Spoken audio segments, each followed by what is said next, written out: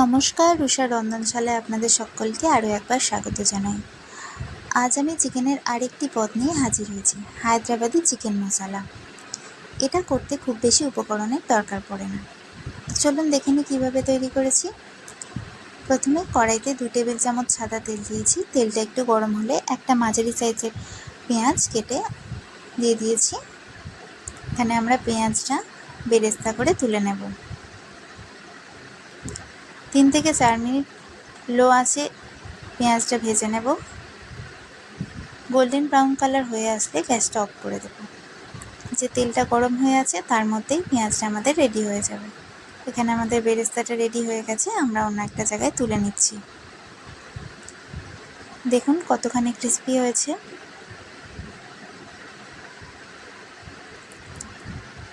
এখানে আমি 500 gram chicken নিয়েছি আর নিয়েছি হাফ কাপ টক দই, 1 চামচ আদা বাটা, 1 চামচ রসুন বাটা আর ভেজে রাখা পেঁয়াজটা দিয়ে ভালোভাবে মাখিয়ে নিয়ে 30 মিনিট রেখে দেব।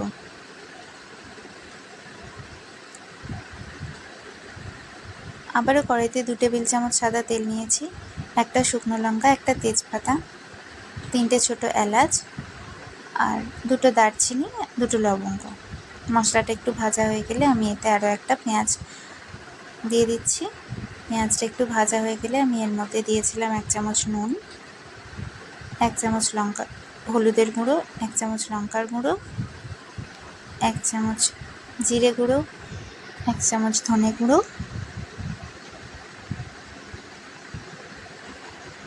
আর 1 চামচ গরম মশলার গুঁড়ো দিয়ে ভালোভাবে নেড়ে চেড়ে মশলাটা কষিয়ে নিতে হবে। 2 থেকে 3 মিনিট কষানোর পর আমি এর মধ্যে দিয়ে দিচ্ছি একটা মাঝারি সাইজের টমেটোর অর্ধেকটা।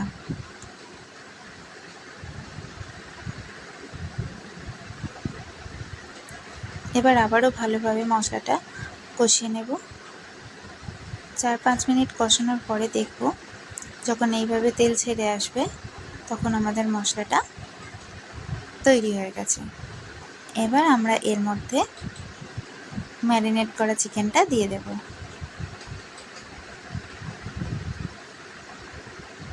চিকেনটা দেওয়ার পর 3 থেকে 4 মিনিট আমরা আবারও এটাকে ভালো করে নেড়ে চেড়ে মিশিয়ে নেব।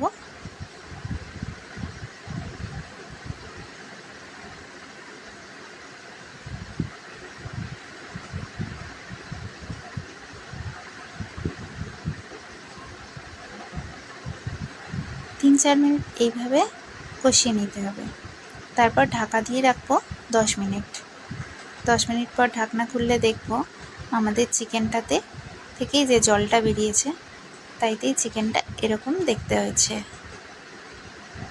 আজকের আমাদের হায়দ্রাবাদি চিকেন মশলা একদম রেডি।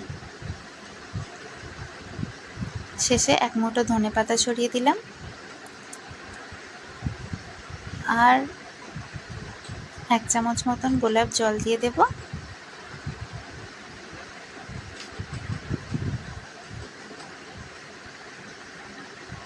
সব শেষে আবারও হাফ চা চামচ গরম মশলা গুঁড়ো দিয়ে আমি গ্যাসটা অফ করে দিচ্ছি।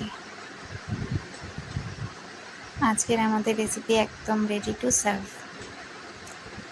রেসিপিটা কেমন লাগলো কমেন্টে জানাবেন। ভালো লাগলে একটা লাইক করে দেবেন। ধন্যবাদ।